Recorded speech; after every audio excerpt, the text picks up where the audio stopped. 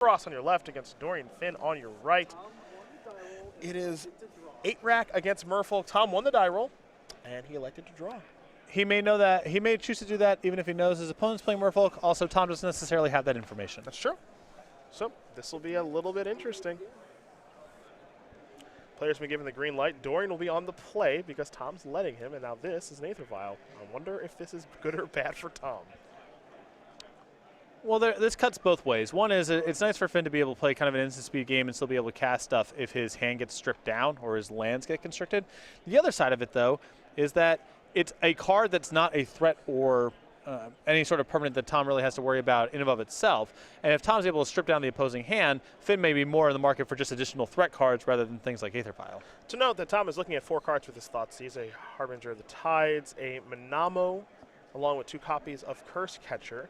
Aether Vial being in play along with an island means that's 6 cards total for Dorian, which means he took a mulligan, as you can see, which is something that Tom's deck actively enjoys to see his opponents do. And now I'm curious to see what card he's going to select. So over the long stretch of time, it's possible this Aether Vial is going to do positive work for Finn. But you can see, with this kind of hand, I'm sure Finn would have preferred this Aether Vial to just be another creature. Sure. So what card does the boss, Tom Ross, want to take in this situation? And it's potentially catastrophic if Finn draws a second copy of Aether Vial. Yeah, not great in multiples. Yep. He's going to select Curse Catcher with Thoughtseize as he falls down to 18. That'll be Ross's turn. So, a counter on the Aether Vial means that it is up to 1. Finn will draw for the turn.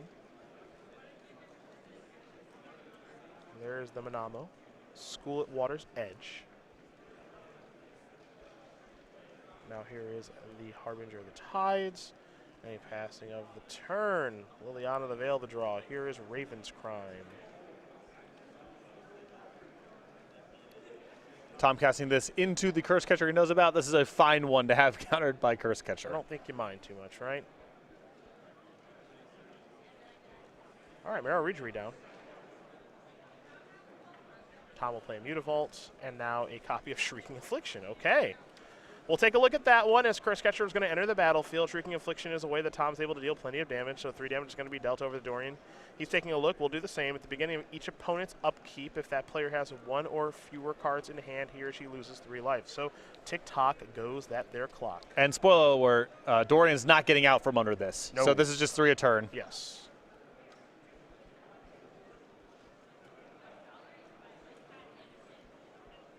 Dorian, I believe, drew a copy of Wanderwine Hub. He's just going to play it because, like you said, he knows he's not going to get out from underneath it. Might need 3 mana, so here's an attack for 3. Ross will fall down to 15, and now Tom will draw. He picked up a Swamp. This will be a copy of Liliana the Veil. He's going to minus that, and you see Tom point at the Curse Catcher and say, I'm pretty sure you're going to sacrifice that, right? Though maybe not. I think I think that Finn probably has to sacrifice the Curse Catcher because the Mutavault on defense checks the Curse Catcher anyway from Tom's side. I think Tom was just assuming, but Finn wants to make sure, all right, is he doing this because he's assuming or because he really wants me to sacrifice the Curse Catcher for some reason? Here come the beatdowns. Liliana down. You see Dorian fell down to 14 from the Shrieking Affliction. And now Finn will just pass the turn, so the boss will untap. He'll take a draw step. He's got another copy of Liliana the Veil in hand. Looks like he picked up a Mutavault for the turn. Does he want to maybe lead off with some sort of discard spell? Yeah, he's going to play Raven's Crime. That'll take care of Dismember. Now here's a land. There's Liliana. That'll take care of that. Now all of a sudden it seems like Tom Ross is in the driver's seat here. 3 a turn, can't really be interacted with. 2 Mutavaults on the battlefield. Finn having to play off the top, cast whatever he draws basically right away. Finn takes 3 more, falls down to 11. This is a Curse Catcher. Not great as he passes the turn back. Ross will draw. Picked up a Swamp. Not a lot going on there. Can tick up Liliana if he'd like. Again, Finn has no cards. Boss has 2 Swamps in hand. Gonna plus the Liliana, lose a Swamp.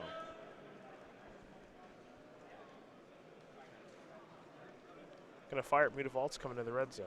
Finn gonna take that damage, fall down to 7, and now he's gonna fall down to 4 from the trigger, and I don't know if there's a way out now. You can see that Ross had some hesitation there about, am I supposed to hang back on defense and protect the Liliana a little bit, but with Finn going to 7 and then 4 from the Shrieking Affliction, that essentially locks the game up because there's no way for Finn to avoid the Shrieking Affliction triggering over the next 2 turns. Yep.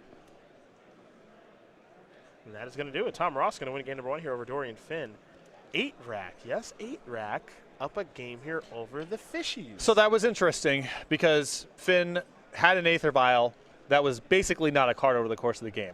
I think the real keys of the matchup from Finn's side of the table are the 2-for-1. Silvergill Adept, you can kind of count Spreading Seas in that conversation as well. Mutavault, you can count that card as well. Things that allow him to generate multiple resources out of one card. Aether Vial will have spots of being spectacular because it's so efficient and it dodges some of the sorcery speed stuff that Ross has going on in the deck. But I think the cards that accrue card advantage or allow him to better play an attrition game are the real prizes in this matchup. Well, we're going to go to the sideboards now. We'll take a look at the options here for both players. We're going to start with Dorian Finn. He's got an Echoing Truth, a Dismember, 4 Tidebinder Mage, 2 Relic of Progenitus, 2 Spellskite, 2 Negate, a Tectonic Edge, and then 2 copies of Dispel. So I'm not really that into any of this. Is that okay to say? I think it's totally fine to say. I think that maybe it negates, Spellskites? maybe Spellskites, maybe negates, but I'm sideboarding pretty light here. I don't think there's much of a reason to change much. This is going to be an obvious statement to say, but Dorian has not brought a lot of cards for the 8-rack matchup. Right. I mean, he's got some creature removal, some anti-combo stuff, the Tidebinder Mages for the appropriate matchups. Not a whole lot that strikes me as great here. On the other side of things here for Tom Ross, he's got 2 Waste Not, 1 Night of Soul's Betrayal, 2 Deathmark, 2 Disfigure, a Leyline of the Void of Flame Tendrils, 2 Relic of Progenitus, 2 Asylum Visitor, and 2 Death's Shadow. Interesting sideboard here, obviously. Yes. Unorthodox deck. Yes. I think the Flame Tendrils is probably above the ar, and I'm somewhat interested in Asylum Visitor because I think in some protracted games it can be very, very powerful, and it's also just something that can trade early on in the game. But I don't know. We'll just have to see. I don't want to speculate too much from Tom's side of the table all over the sideboard here. The Disfigures as well, excellent in this matchup. A lot of 2/2s floating around. But the Asylum Visitors and the Flame Tendrils strike me as cards that Tom may want to bring in. Well, as Ross and Finn finish sideboarding and shuffling up, we're going to tell you where you can go back and watch the replays of this tournament and a whole bunch more. That's, of course, the StarCityGames.com YouTube page where you can become one of over 101,000 subscribers. Yeah, you can subscribe today at youtube.com/StarCityGames. A lot of archives, a lot of different content up there, including Versus Series archives, Commander Versus archives, Magic Online playtesting, and Best of SCG Live, plus much more. Again, subscribe today over at youtube.com/StarCityGames for free and get notified when new content is uploaded to the page.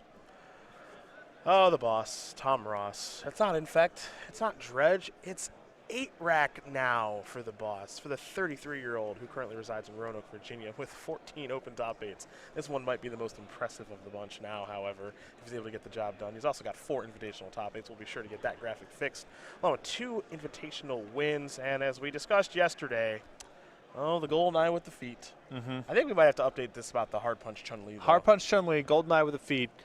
These are some unorthodox video game skills to have developed. Yes. But I think for Tom, once you've accomplished everything you can accomplish playing conventionally, you need to start doing some unconventional things, such as Hard Punch Chun-Li or 8-rack in Modern. Well, it just gets to the point where it's just too easy for him. Just too, So he's got to find challenges for himself. It's like people who speedrun Mega Man. You got to make your own game. You do. They present you with a product, then you can make it your own. So it looks like Tom and Dorian both taking mulligans here. Tom has been the beneficiary so far on camera of opponents taking a lot of mulligans. Dorian on 6 cards game 1, now going to 6 cards in game number 2. And yesterday against Infect, opponent wins game 1, mulligans to 4 and 5, I believe, in games. Good circumstances for anyone, but especially for Tom's deck, where mulligans have to be catastrophic for the opponent. Let's talk about something that's important. Dorian Finn is a name. Great name. That's a great name. Great name. Are you happy with your name, Patrick Sullivan? I am. Yeah? I am. My parents did all right. Okay. In general, I don't really like It wasn't like it was the most complicated naming process in the world. They're just some Irish name. They just named me after saints. Middle name is Brian. Sure. It was easy mode for them, but they still didn't. They didn't mess it up. So that's they didn't blow it. Right. They didn't blow it. Dorian Finn is just a great name. Great name. Imagine if Dorian Finn was just a baseball player. Yeah. He would be the best baseball player. And extremely popular. Yes. That's just a name that leads to success. Here's an Urborg. Though perhaps not in this match. Curse Catcher's making things a little difficult here for Tom Ross. You like to have the Ravens crime lead out here. Yeah, that'd be nice. How about Inquisition of Kozilek instead?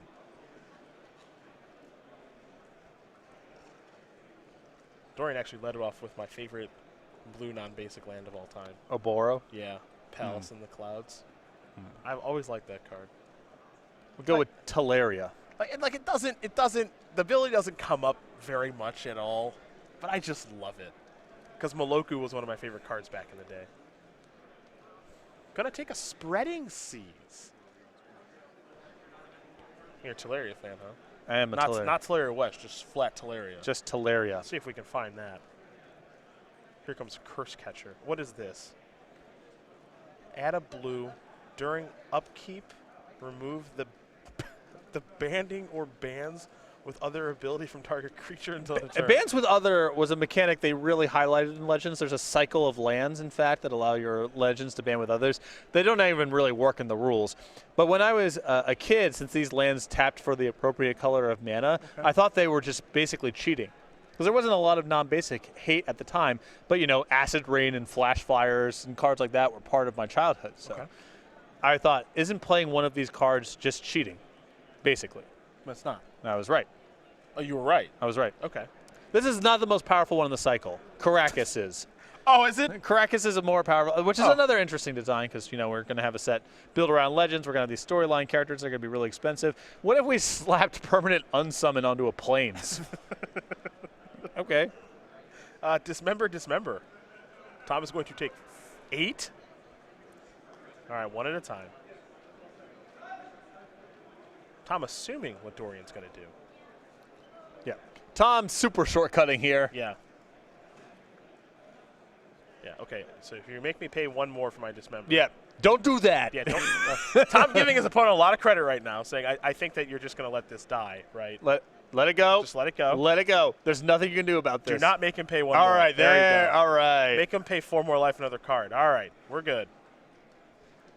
As Tom would say, you right. You right. You right. You're right.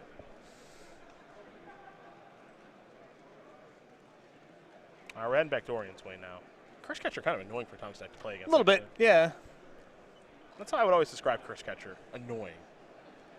Certainly on the first turn of the game, it's good. Tom does play with a lot of cheap spells he's trying to do to set up the board early on. There's another Harbinger. The Rack. Oh, yeah. The draw here for Tom. Gonna cinch it in. Yep. He's got 2 racks, in fact. I think he has the Shrieking Affliction as well. Oh, okay. Yep. Here's Lex Luger. So Shrieking Affliction and the Rack have arrived. I can certainly appreciate Tom using white-bordered rack instead of the time-shifted one as well. I would just get the black-bordered rack. Well, yeah, you could do that too. Right. But Tom... No, from the old set. No, I get that. It's not that expensive. Yeah. But Tom purposely going with the disgusting white-bordered version to tilt us and his opponents. I have some sentimental attachment to Revise of Of all the course you white-bordered sets. Here is a Master of the Pearl Trident. Attack for 3. Ross is down to 8. He's in a little bit of trouble here, all kidding aside as he draws a card. Now he's found a swamp. That was a big draw. As he does have a copy of Liliana the Veil, which plays the role of removal spell here.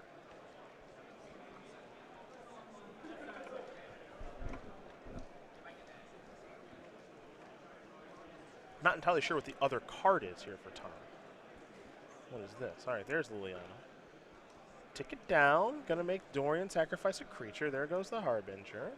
Now we're gonna head back Dorian's way. He's gonna take a little bit of damage here from the rack. Nothing from the Affliction as he draws a card. Ross setting up the rack right now. Doesn't have it completely cinched in. Yeah. He's got his opponent up on the shoulders. Yeah. Finn's still struggling.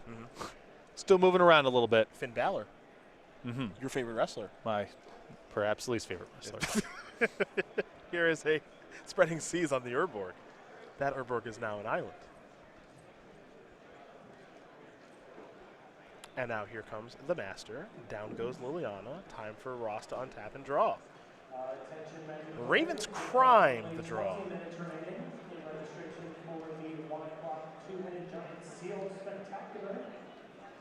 Don't have a great idea what Ross is working with right now. He's got a copy of Smallpox. Ooh. All right. So the tricky part is he doesn't have 3 black mana to play Raven's Crime and the Smallpox. Yeah, because this is just too good of a spot to. Yeah, I can't say no to this, right? So Tom says, I'm going to sacrifice the your board to the smallpox. So there that goes. That creature is dead. Also, Dorian's going to have to sacrifice a land, so that's a pretty good smallpox. And you can see the Aether Vial in Finn's hand, again, not really pulling its weight here. It's a card that doesn't, in quotes, do anything. And those are hard cards a lot of the time against a deck like 8-Rack. Dorian going to draw. He picked up an island for the turn. I think he's also got an Aether Vial in hand still. The more cards he plays, the more problematic it can get. So, let's see what Ross draws. A Wrench Mine. Ooh. All right, the race is on here. So Dorian's going to take 6. Going to go down to 10. He'll draw. Didn't get a great look. Remember, Ross still with Raven's Crime in the graveyard, so any land it can be converted into discard a card, and any spell is a spell. Well, there's some misses, though. Yes. A card like Liliana. 3-mana spells are definitely misses right now. Thoughtseize is a bit of a miss. Yeah, kind of a stinker there. Dorian. But this just might be 2 turns. Yep. I don't know if it got to fade a lot of draws here. Now Dorian's got a great land in play. Oh, Oboro, beautiful in it's this spot. actually really good right now. Yes. I'm not sure if he realizes how good it is in this spot because it doesn't really come up very much as Ross will draw a card. That's a copy of Raven's Crime. Make him discard the Wanderwine Hub. He has not returned the Oboro just yet. Dorian's going to fall down to 4. Master of the Pearl Trident is not the answer we've been looking for. Yeah, if he casts it, then he's just going to die to the upkeep trigger of the rack plus Shrieking Affliction. Yeah, Master of the Pearl Trident, he'll reveal that's what I've drawn, and that's not enough to cross the finish line. And that's going to do it. Tom Ross going to win this match here over Dorian Finn. 2-0. 8-Rack going to take care of the fishies. And Tom Ross, I think, is going to be tweeting out another Lex Luger picture. Fittingly, Dorian tapped out instead of allowing the triggers to occur. Ah, yes. Submitted. Much like the rack. Tapped out. Yes, the Torture Rack does it again. 10-2 now is Tom Ross with 8-Rack. Beautiful. I guess the missed flight and the repurchasing of the flight was worth it. So far. So far. Still a lot of Magic left to be played. Yeah? If for Tom, if not his opponents. Yes. Yes. But yes, 10-2 right now. Great position to make a run to the top 8. Would be excellent to have him there for any number of reasons. The games with 8-Rack are always a real